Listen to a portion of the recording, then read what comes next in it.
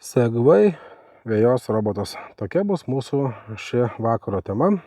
Pakalbėsim, kodėl mes jį norim instaliuoti ir aptarsime pagrindinės jo savybės.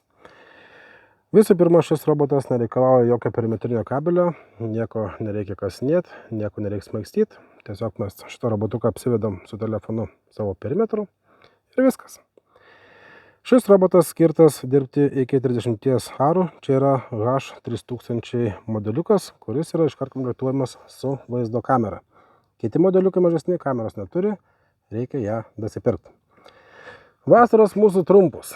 Atrodo, ta vasara pabėga akimirksniu, o kai dar į savaitę bent kartą reikia pjauti žolę po darbo ar skirti vakarą, to laiko tampa gaila. Vis tiek tą reikia daryti kas savaitę.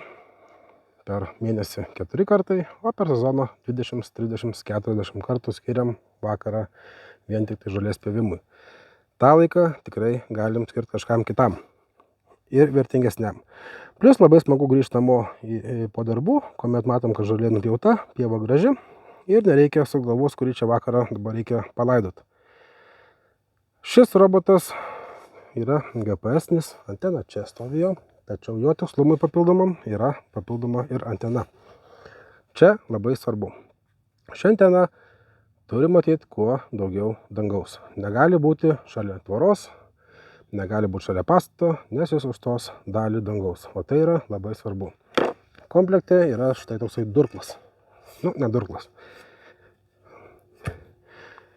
Čia dedasi antena, gali būti šalia stotelės. Bet kadangi stotelė būna šalia namo, kaip minėjau, namas užstoja daug dangaus, reikia jį kažkur dėti kitur.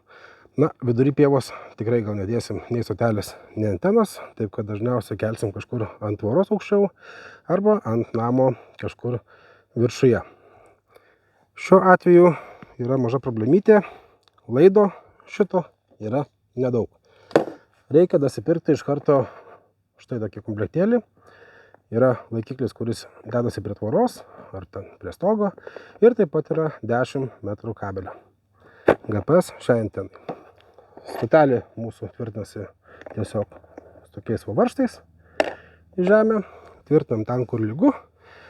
Bandom pasileisti ir pratęsim temą sekančiam video.